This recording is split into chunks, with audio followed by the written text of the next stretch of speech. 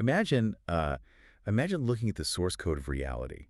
Right. And I don't mean that as a metaphor. I mean actual functional code. Hmm. Because usually when we crack open ancient theological texts, we carry a lot of, atmospheric baggage into the reading. Oh, absolutely. Tons of baggage. We picture dusty scrolls or scholars in grand halls debating philosophy, centuries of this really heavy mystical tradition. Yeah, we tend to treat these texts as poetry, right? Or just moral literature. We evaluate them based on how they make us feel, or maybe the historical context of the desert cultures that wrote Yeah, them. exactly. We expect the language to just be wrapped in these thick layers of analog mysticism. But what if you stripped all of that away? Like, what if you took the robes, the history, the poetry, and you just threw them out the window? That's a wild thought. Right. Right. What if you looked at these ancient texts strictly as a system, as an underlying architecture? Actually, if you're wearing headphones right now, I want you to imagine the sound of a pulsing digital data stream running right underneath my voice. I love that. Because today, we are shifting entirely from ancient tradition to modern systems architecture. Welcome to this deep dive. Glad to be here. And we are pulling from a single, incredibly dense source today. It's J.R. Ahmed's The Rationalist Blueprint of Yawm al-Qiyāmah. And, I mean, Ahmed does something genuinely radical here. It really is. He takes this ancient Arabic text and runs it through the lens of strict rationalist systemic inquiry. He abandons religion in the traditional sense entirely. Entirely. Yeah. And instead, he uses the text to decode the functional blueprint of the universe. So our mission today is to understand what Ahmed calls the final audit of the system. And to do that, we can't rely on centuries of English translations that say things like the Day of Judgment. Right, because that just brings all the baggage back. Exactly. We have to go into the linguistic architecture. We really have to deconstruct the source code of the original Arabic roots. So to understand Ahmed's method, you really have to understand a fundamental feature of the Arabic language itself. It is a root-based language, which actually makes it highly mathematical. Mathematical, okay. Yeah, words are built from foundational letters, usually 3 of them, and each letter carries an intrinsic grammatical function. Ahmed argues that in this specific blueprint, these letters aren't just phonetic sounds making up a word. They are functional variables. Wait, like in programming? Yes, exactly like programming. Each letter is a piece of code executing a specific command in the universe. Okay, so instead of reading a word, he's reading a string of operational logic. You nailed it. Let's test this framework on the first word of that really famous phrase, Yawm. You'll usually see this translated simply as day, as in, a 24-hour rotation of the Earth around the sun. Right, the traditional view. But Ahmed breaks Yawm down into 3 atomic variables, the letters Ya, Wa, and Mim. Yeah, and he looks at how these letters function mechanically. So take the first variable, ya. In classical Arabic grammar, attaching a ya to the front of a root transforms it into an active, present tense verb. Okay. It initiates action. Ahmed scales that grammatical reality all the way up to systems theory. He defines ya as active agency. Active agency. Yeah. It is the capacity of an entity to execute or manifest something. It is the user inputting a command into the system. The initiation of the action. Got it. And then we move to the middle variable, the wa. Right. So in Arabic, wa is the universal conjunction. It means and or with. It is the grammatical tool that binds 2 separate clauses together. So how does that translate systemically? Systemically, Ahmed translates wa as the binding coordinator. It is the underlying logic tying a cause to an effect. It is the mechanism in the universe that dictates, basically, because this specific input was made, this specific output must follow. Wow. It's the unbending rule of causality. The hook connecting the events. Which brings us to the final variable, the mim. Mim is frequently used in Arabic grammar to denote the place where an action occurs, or the instrument used to perform it. It is the location of reality. So Ahmed maps this as the manifestation matrix. Manifestation means. Yeah. The actual material outcome, the physical reality where things happen and occupy space. Okay, let's unpack this. When you string those 3 functional variables back together, ya, wa, and mim, the word yawm stops meaning a day. Completely stops meaning day. You have an active agent making a choice. Yeah. Right? That's the yawm, a binding coordinator connecting that choice to a consequence, the wa.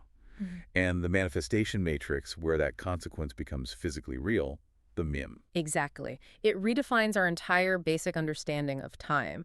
In Ahmed's blueprint, a yawm has absolutely nothing to do with planetary rotation. It is a measure of cause and effect. I want to give you an analogy. Think of it like compiling a massive piece of software. It's a cycle of outcome. You sit at your keyboard and write the code that is your active agency. Right. You hit the compile button that invokes the binding coordinator to process your logic. And finally, the software runs on your screen. That is the manifestation matrix. A Yawm is just the phase where the actions of agents within a system are finally irrevocably bound to their results inside the material matrix. That is exactly it.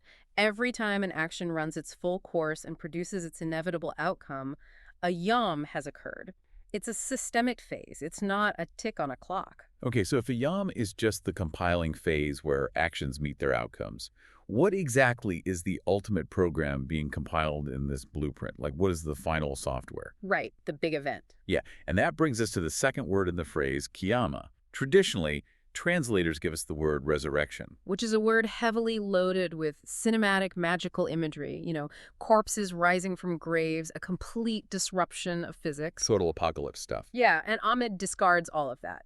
He runs Qiyam through the exact same functional deconstruction. It's a slightly longer string of variables this time: Qaf, Ya, Alif, Mim, and Ha. Walk me through the mechanics of that string. Sure. It starts with Qaf. In Arabic linguistics, roots beginning with Qaf frequently deal with forceful, structural, or foundational concepts. So Ahmed defines this as structural power.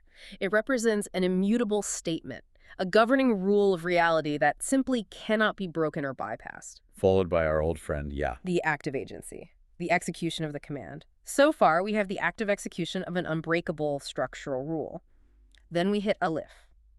Visually, it is just a single, straight, vertical line. Just a line. Yeah, and grammatically, it is the root of primary concepts. So Ahmed defines Alif as the source protocol. The source protocol. Right, it is the primary vector, the ultimate governing logic from which the entire system was originally built. Now we have Mim, which we know is the manifestation of the matrix, the physical arena. Yeah. And the final variable is Huck. Ha often functions as a suffix indicating a directional outcome or a final state. So synthesizing all of these functional variables, the structural power, the active execution, the source protocol, the manifestation matrix, and the final outcome direction, Ahmed arrives at a radically different definition. Which is? Qiyāmah is not a magical resurrection. It is the execution of standing up. The execution of standing up. I mean, that sounds almost like an automated system override. It is the process where the underlying structural truth of a system, the source protocol, is forced to the surface. It is brought forward to stand in its full, immutable capacity within the manifestation matrix. So it's revealing what was already there. Exactly. For long periods, the underlying laws of a system might be obscured or ignored or actively fought by the agents operating within it. Qiyāmah is the execution command that forces the true structure to stand up and be recognized. Ahmed calls this systemic event the end of uncertainty. And this is where the architecture gets profoundly visceral for me. Think about navigating your daily life. Every choice you make, every compromise, every action creates this chaotic static. Yeah, constant noise. We act, and we don't immediately see the universal consequences. We exist in a divergence between what we do and the immutable laws governing us. Because we operate in a localized state of hidden potential. We make choices, but the outcomes aren't immediately compiled. The code is just suspended there, waiting. This is where, if we had a soundboard right now, I'd ask the producer to play the most chaotic, overlapping white noise imaginable. Just a massive wall of static. Because that noise is the unresolved tension of billions of human actions, the hidden potential. Right. But Qiyāmah, this execution of standing up, is the moment that static is mathematically forced to resolve. Imagine all that chaotic white noise instantly snapping into a single, perfectly clear, harmonious synthesizer chord. Oh, that's a great image. That snap is the end of uncertainty. It is the moment the hidden potential is instantly converted into transparent reality, pure architectural justice. The divergence between human actions and the governing laws of the universe is mathematically reconciled. The chord strikes and the uncertainty vanishes. The underlying structure stands up. But hold on, a system that rigid, a reconciliation that absolute, it implies perfectly efficient logging. You were talking about a system tracking the micro-interactions of billions of cognitive units simultaneously. He's massive. That is an astronomical data load. How detailed is this systemic reconciliation actually supposed to be? What's fascinating here is how Ahmed addresses this. He points to a highly specific set of verses in the source text, Surah 75, verses 1 through 6. The text swears by this day of standing up, and then it directly addresses the skepticism of the human individual. What does it say? The text asks, does the individual think that we will not assemble their bones? Yes, we are able to restore their fingertips in perfect order. Bones and fingertips. It suddenly zooms in from universal architecture to, like, microscopic biology. Yeah, but under the rationalist lens, we aren't talking about reassembling biological calcium in tissue. Ahmed argues this is the systemic blueprint for unique identity and data retrieval. Look at the specific mention of fingertips. Well, because they carry fingerprints, right? The oldest, most localized marker of individual identity we have. They are the ultimate biological barcode. But more importantly, from a systems theory perspective, your fingertips are your primary interface with the physical world. Right, they are how we touch things. Exactly. They are the instruments of manipulation. In Ahmed's architecture, fingertips are granular data logs. They are edge computing nodes. So every time you touch the material world, every time you manipulate the manifestation matrix, you leave a cryptographic signature. Yes. To restore the fingertips in perfect order is to reconstruct the precise, granular history of every single choice that individual unit has ever made. Wow. The system hasn't just tracked the broad strokes or the general vibe of your life. It has logged every micro interaction. Every input into the manifestation matrix is recorded with perfect fidelity. Okay, but this is where I really struggle with the logic of the system. Yeah. If this architecture is perfectly logging everything at the granular level of a fingertip, and the source protocol is immutable, why do human units keep inputting corrupted code? It makes absolutely no logical sense. It doesn't, does it? A self-preserving agent wouldn't intentionally crash its own program. If the system is this rigid, why do we constantly act against it? Well, a perfectly rational unit wouldn't. But the human cognitive unit contains a fascinating bug. Or perhaps a feature. We have the capacity to actually ignore the governing laws of the system. And the text explicitly anticipates your exact question. Really? Yeah, verse 5 states, nay, the individual desires to continue their present state. They challenge the system, asking, when is this day of standing up? So they are actively denying the compiling phase will ever happen. Because they're addicted to the illusion of the present state. In our current operating environment, we enjoy a temporal buffer between our actions and their systemic consequences. Oh, it's latency. Latency. Yeah, like playing an online multiplayer game with a terrible connection. You press the jump button on your controller, and your character doesn't move. You press it 10 more times, you think the button is broken, or, the rules of the game have just stopped applying to you. You confuse the delay of the compilation with a failure of the overall system. That is a perfect analogy. The individual lies, cheats, or acts selfishly, and the sky doesn't immediately fall. They might even experience short-term profit. This temporal buffer creates a localized illusion. Right. The human unit begins to believe they can act against the source protocol without triggering a systemic response.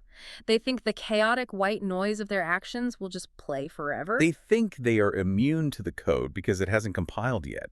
But suddenly the latency drops to 0. All those jump commands you mash into the controller register at the exact same millisecond, and your character just flings themselves off a cliff. Exactly. Because the data was always being logged at the fingertips. The divergence was quietly growing in the background the whole time. The structural laws remain perfectly intact. That is terrifying. The individual desires to continue the present state because the illusion feels like freedom, but it is really just racking up massive data debt. Here's where it gets really interesting, though, which brings us to the inevitable conclusion of that debt. If the fingertips are the data logs, and we've been exploiting the temporal buffer because we love our present state of hidden potential, what actually happens when the latency hits 0? The final compilation. Yeah. What happens when Yawm al-Qiyāmah, the final compilation phase, is triggered? Ahmed's rationalist blueprint strips away the absolute biggest misconception humans hold about this event. When people hear about a final judgment, they imagine a cosmic courtroom.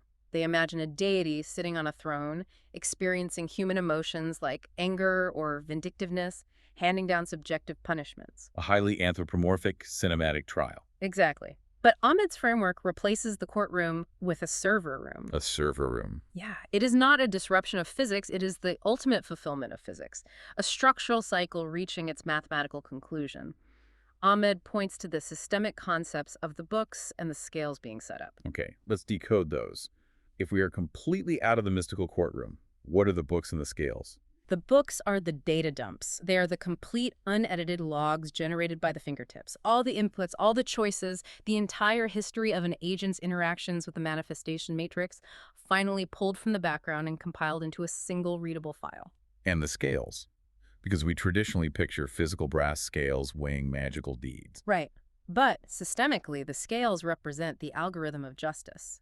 It is the immutable logic of the source protocol that balances the equation of cause and effect. It compares the granular data of the books against the structural rules of the system. It is an audit, the ultimate audit of a life. Yes. The individual has spent their entire existence acting within the manifestation matrix, writing code, manipulating their environment, racking up all that data debt. Yawm al-Qiyāmah is simply the moment the audit report is finalized and published to the terminal. And because the audit is perfectly granular, the individual can no longer obscure their path. The white noise is gone. You cannot claim ignorance of the laws you are navigating because your own data explicitly shows how you attempted to bypass them. All right, it's all right there. The system doesn't punish you out of anger. It simply brings to the surface exactly what you have built. It's the final systemic alignment. You spent your life drifting away from the source protocol, building a corrupted subroutine based on the illusion of the temporal buffer. The execution command runs, the underlying structure stands up, and your trajectory is forcefully, permanently aligned with the immutable laws of reality. The illusion shatters. The illusion shatters. The reality is established. And it radically shifts the motivation for ethical behavior. You move away from avoiding bad actions out of fear that a magical deity will strike you with lightning. Instead, you develop a profound analytical respect for systemic causality. You avoid bad inputs because you understand, mathematically, that bad inputs inevitably compile into corrupted outcomes. The system cannot be cheated. We have journeyed through a massive paradigm shift today. We took a text normally reserved for ancient theology and viewed it as a strict architectural framework. It completely rewires how you read it. We saw how Arabic roots like ya, wa, and mim function not as syllables, but as variables of active agency and causality within the manifestation matrix. We redefine the mystical day of resurrection as Yawm al-Qiyāmah, a systemic phase of manifestation where the execution of standing up forces the true structure of the universe to the surface. We replaced the cinematic apocalypse with the end of uncertainty. That moment, the chaotic static of our choices snaps into perfect architectural justice. We looked at how our fingertips are edge computing nodes, logging every micro-interaction we have with the world, building an inescapable data trail for the final audit report. It emphasizes that absolutely nothing is lost in the system. The books are perpetually logging, the scales are perfectly calibrated algorithms, the temporal buffer is just an illusion of latency. Every single action you take is a literal input into the manifestation matrix. You are constantly writing the code that will eventually be compiled. So I want to leave you with a final thought to mull over as you navigate your week. If every single interaction you have with the physical world is a granular data point being perfectly logged, and if the final audit is simply the inevitable mathematical compiling of your own inputs, how does knowing that change the way you touch the world today? It's an architecture that really demands you pay attention to your inputs. It truly does. Thank you for joining us on this deep dive into the source code of reality. We'll be back soon to deconstruct another complex system, but until then, pay attention to the code you are writing.